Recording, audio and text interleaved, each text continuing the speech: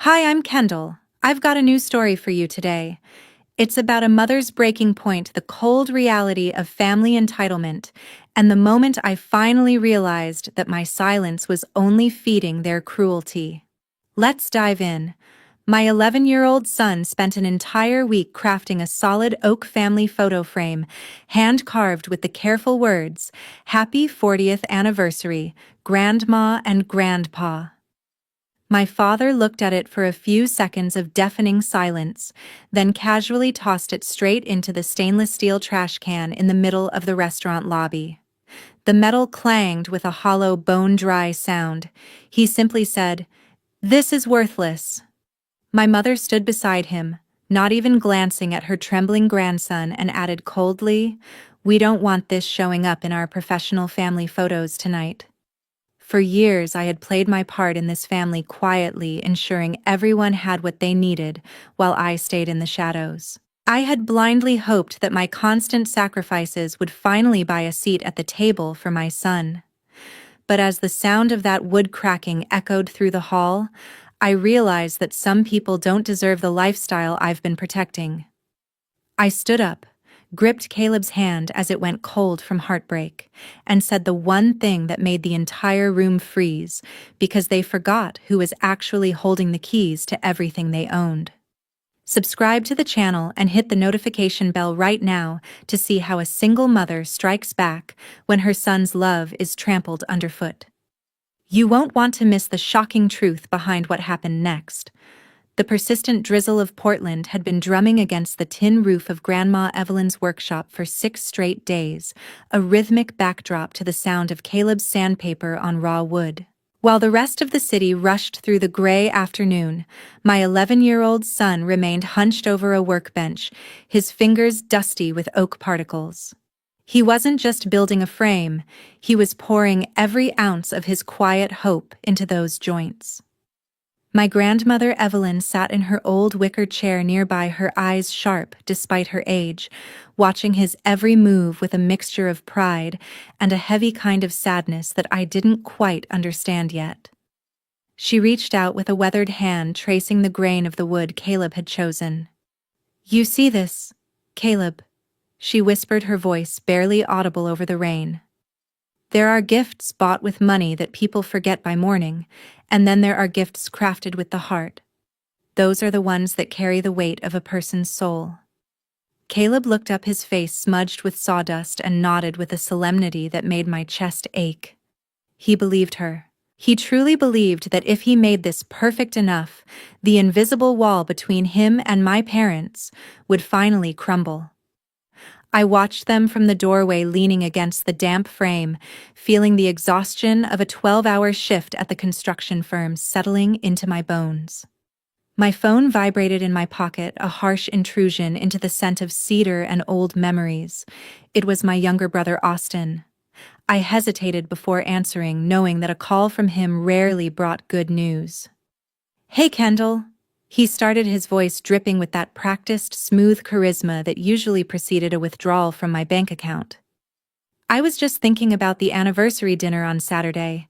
You know, Dad has invited some of his heavy-hitting business associates from the golf club, right?" I rubbed my temples, staring at the gray Portland sky. "I'm aware, Austin. I'm the one who confirmed the catering." He let out a sharp, dismissive huff. Right. Anyway, I tried on my old suit today. It's embarrassing, Kendall. If I show up looking like a basement dweller, it reflects poorly on the whole family. People in this city talk. They'll think we're struggling or that Mom and Dad aren't being taken care of properly. I found a charcoal slim fit at the boutique downtown. It's only $1,500. It's an investment in the family image, really. The manipulation was so thinly veiled it was insulting. He wasn't asking. He was assigning me a bill for his vanity, using my parents' reputation as a weapon. I looked at Caleb, who was currently carving a tiny leaf into the corner of the oak, and then at my bank balance on my screen. I was tired of being the silent engine that kept their illusions running. $1,500 is a lot of money right now, Austin. I countered, my voice flat. Then don't be surprised when Mom spends the whole night apologizing for my appearance. He snapped, the sweetness vanishing. I sighed, the weight of a decade of being the responsible one crushing me. I authorized the transfer, watching the numbers vanish from my savings. By Friday evening, the workshop was silent. Caleb stood back, presenting the finished piece. He had wrapped it in plain brown butcher paper, tying it with a simple piece of twine. He handled it as if it were made of glass, his eyes bright with a terrifying level of anticipation. I looked at that humble package, then thought about the boutique suit currently hanging in Austin's closet, and a cold shiver of dread crawled up my spine. I knew my family, and I knew the storm that was brewing beneath their polished surface. The rain had finally tapered off into a mist by Saturday evening, coating the windows of the upscale timber-clad restaurant in downtown Portland with a silver sheen. Inside, the atmosphere was thick with the scent of expensive cologne cedarwood and the hushed tones of high-stakes business gossip. My father, Arthur, stood near the center of the room, looking every bit the successful patriarch as he shook hands with his country club associates. He was in his element, surrounded by people who only knew the polished version of our family, the version I worked 60 hours a week to fund. Beside him, my mother Martha adjusted her pearl necklace, her eyes scanning the room like a hawk, looking for any imperfection that might crack the facade of her perfect life. When we arrived, Caleb was clutching his brown paper package so tightly his knuckles were white. He looked small in his tidy navy blazer, a stark contrast to the opulence of the vaulted ceilings. Martha spotted us immediately and swept over, though her smile didn't reach her eyes. She leaned in, her voice a sharp, honeyed whisper, meant only for my ears. "Kendall, dear, I've rearranged the seating slightly. I thought it would be best if Caleb sat at the secondary table near the back. There are a few other children there, and it's much more lively." I looked at the table she was pointing to, tucked behind a massive pillar far away from the spotlight of the main event.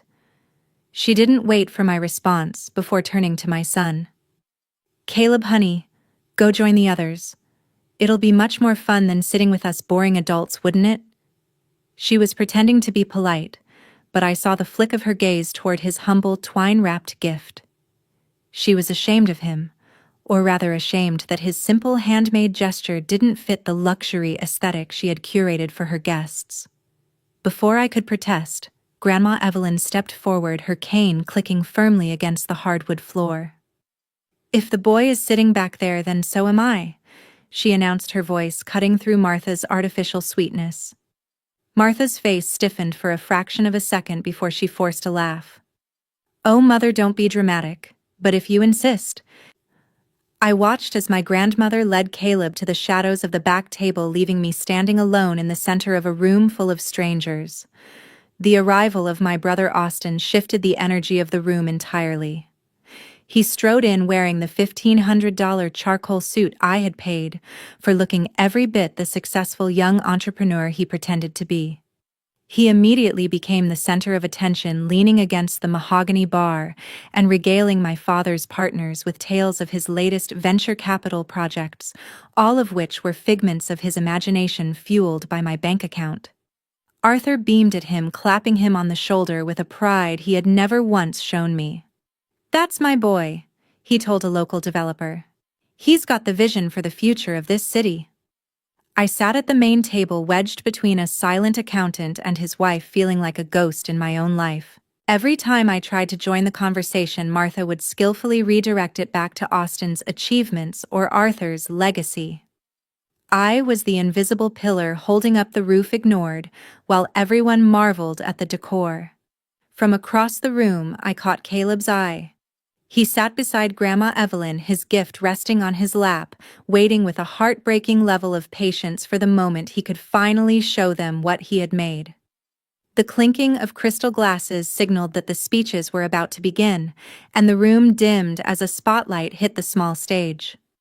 The clinking of silverware against fine china died down as the house lights dimmed, leaving only the warm glow of the chandeliers focused on the small podium at the front of the room. It was the moment Caleb had been living for all week. I watched from my seat as he stood up from the back table, his small frame looking vulnerable, yet determined. Grandma Evelyn gave his shoulder a supportive squeeze, her face set in a grim mask as if she knew what was coming. Caleb walked toward the main table holding his butcher paper-wrapped gift as if he were carrying a holy relic. Every eye in the room followed him, the whispers of my father's business associates rippling through the air like a cold breeze. My father, Arthur, didn't stop his conversation with a local bank executive until Caleb was standing directly in front of him. "Happy anniversary, Grandpa." Caleb whispered, his voice trembling but clear.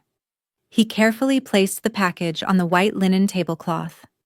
Arthur looked down at the twine and the plain brown paper with an expression that suggested someone had just placed a dead rodent next to his wine glass. He didn't say thank you.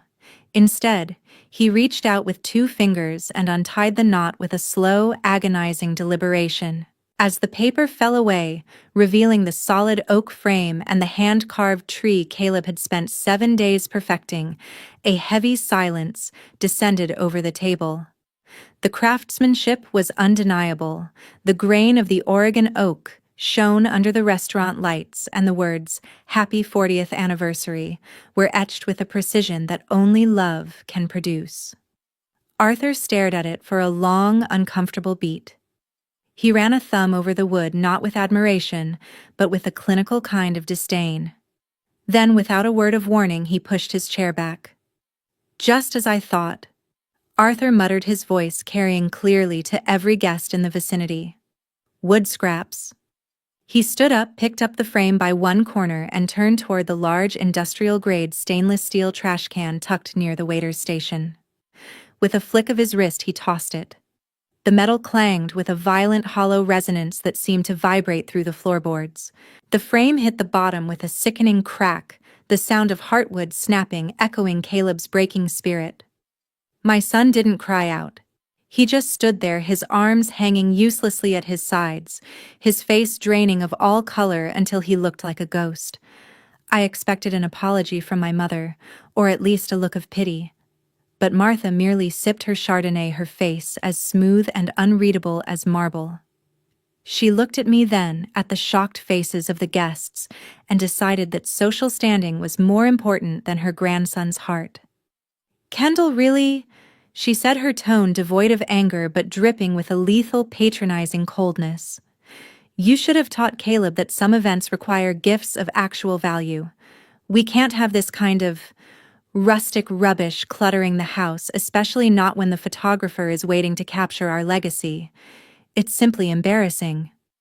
The room erupted into a low hum of awkward chatter as people tried to look anywhere but at Caleb. Austin let out a short, mocking snort from across the table, adjusting his expensive cuffs.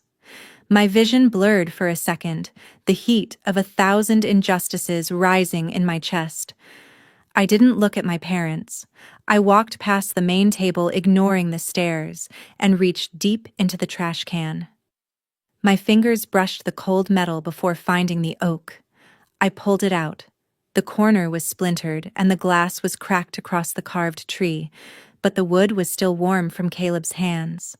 I stood there clutching the broken heart of my son, and for the first time in my life, the fear of my family's judgment vanished, replaced by a white-hot flame of absolute certainty.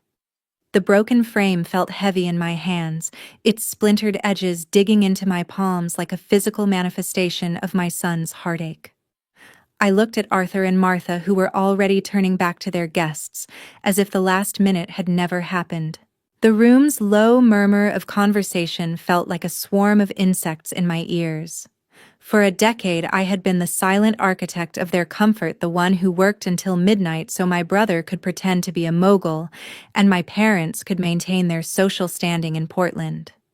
But as I saw Caleb's small, shaking shoulders, the woman who used to nod and apologize died right then and there. I didn't scream. I didn't make a scene in the way they expected. I simply stood up and walked to the center of the main table, placing the broken oak frame directly in front of my father's dinner plate. The clinking of glasses stopped. Arthur looked up, his face reddening with annoyance. Kendall, sit down. You're making an exhibition of yourself. No, Arthur. I'm making an observation. I said, my voice projecting with a clarity that silenced the entire hall. I turned my gaze to Austin, who was trying to shrink into his expensive charcoal suit.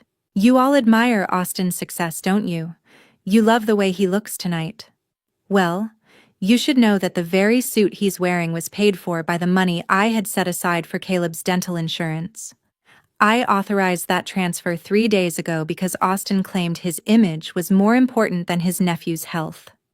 A collective gasp rippled through the guests. Austin's face went from smug to ghostly white in a heartbeat. Martha tried to interject, her voice a sharp hiss. That is a private family matter, Kendall. How dare you? I dare because I'm the one who paid for the wine you're sipping and the steak you're eating. I cut her off, my eyes locking onto hers.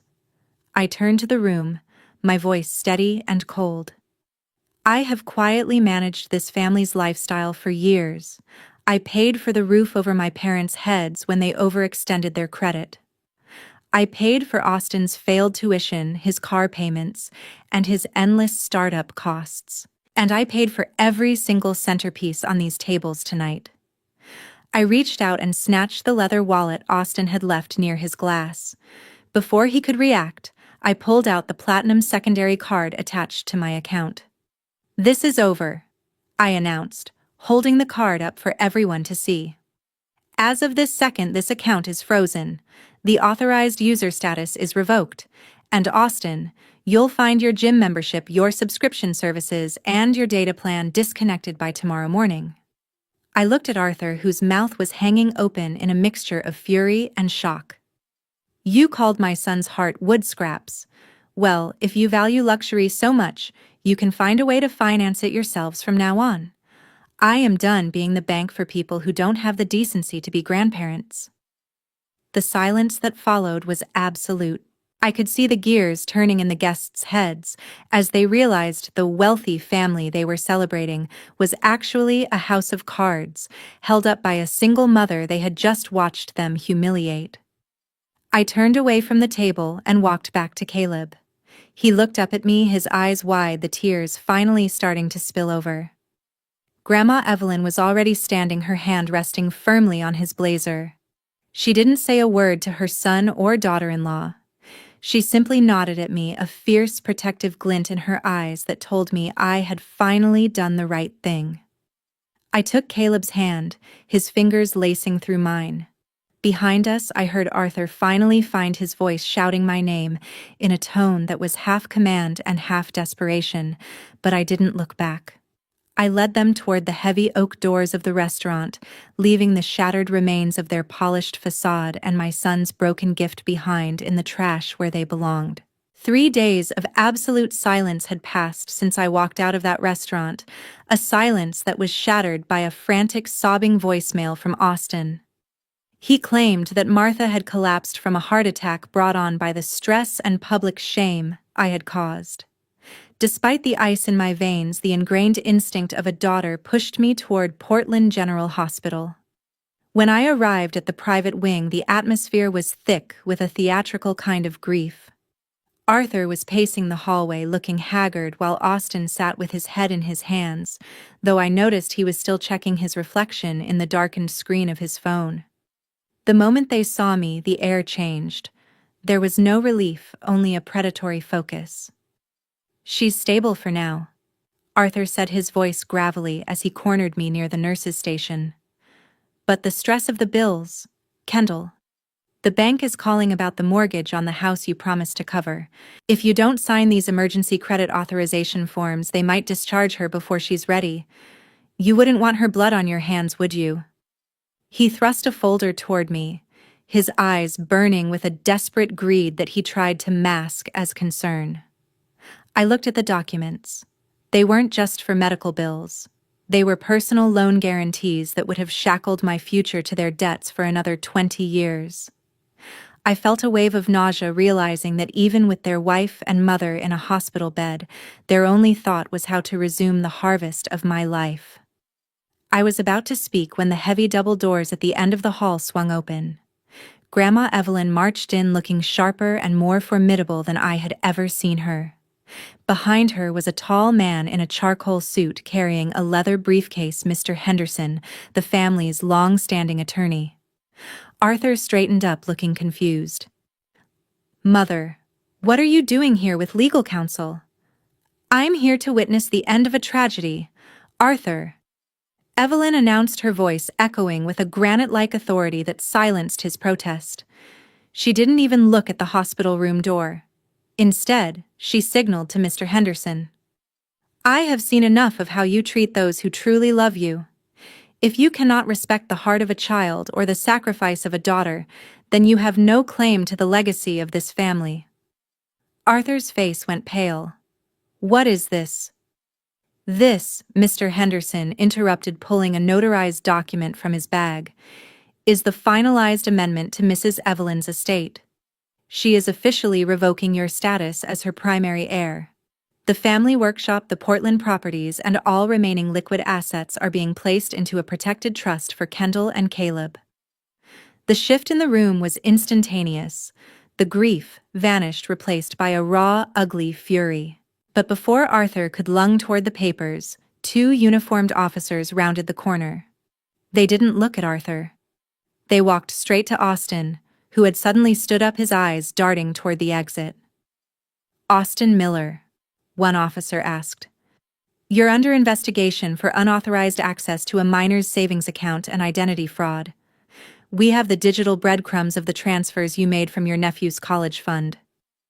I watched as the silver handcuffs clicked into place over Austin's expensive cuffs. He started wailing, looking to Martha's room as if she could save him, but the door remained shut. Arthur slumped against the wall, a man who had finally realized that the house of cards he built was not just falling, it was being incinerated. I stood beside my grandmother, her hand gripping my arm with a strength that said we were finally truly free. 1 year has passed since the heavy doors of that restaurant closed behind us, and the air in Portland has never smelled sweeter. I am sitting in the sun-drenched kitchen of our new home, a modest but sturdy craftsman house on the quiet outskirts of the city. The morning light reflects off the polished wood of the kitchen table, a piece Caleb and I refinished together. In this house, there are no hushed whispers of financial secrets or the suffocating pressure to fund someone else's vanity.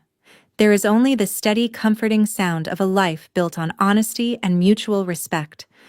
The consequences for Arthur, Martha, and Austin were not cinematic or explosive. They were simply devastatingly real. Without my monthly injections of cash, the house of cards they called a lifestyle collapsed under its own weight. Arthur and Martha had to sell their prestigious home to cover the mountain of debt they had accumulated. They now live in a cramped one-bedroom apartment in a part of town they used to scoff at. Martha sends me occasional text messages, long rambling paragraphs filled with guilt and thinly veiled requests for temporary assistance. I read them, I acknowledge the pain they've caused themselves, but I keep my distance. I've realized that forgiveness doesn't require me to give them a second chance to hurt my son. Austin's fall was the steepest. After a lengthy legal battle regarding the fraud charges, he avoided prison time, but was saddled with a massive restitution order and a criminal record that made his entrepreneurial dreams vanish. He now works 10-hour shifts at a massive logistics warehouse, moving heavy crates for a living. It's the kind of honest, grueling work he spent his entire life looking down upon. He doesn't call me anymore. The shame, or perhaps the realization that I am no longer an easy target, has finally silenced him. Caleb, however, has blossomed in a way I never thought possible. With the help of Grandma Evelyn, he opened a small online shop called Heartwood Designs. He spent the first few months making small items, coasters, boxes, and simple shelves.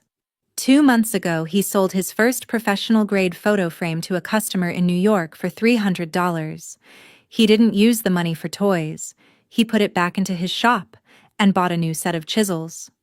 Watching him handle his tools with such confidence and pride is the greatest reward I have ever received. He no longer seeks the approval of people who cannot see his worth. He has found that worth within himself. Grandma Evelyn moved into the cottage behind our house. She spends her afternoons in the garden or sitting in the workshop with Caleb, passing down the wisdom of generations. She told me recently that the best thing I ever did wasn't cutting them off financially, it was cutting the emotional chains that were dragging us both down. On the wall of our living room, right above the fireplace, hangs a new oak frame. It's Caleb's finest work to date, carved with a border of intricate ivy leaves. Inside is a simple photograph of the three of us, me, Caleb, and Grandma Evelyn, laughing during a summer picnic. There are no professional photographers, no expensive suits, and no pretension. It is a picture of a family that actually loves one another. I look at it every day to remind myself that protecting your peace is not an act of cruelty. It is an act of survival. Caleb often stops to touch the smooth grain of the wood he carved, a small smile playing on his lips. This time, our home is a sanctuary, and in this house nobody considers our love to be worthless.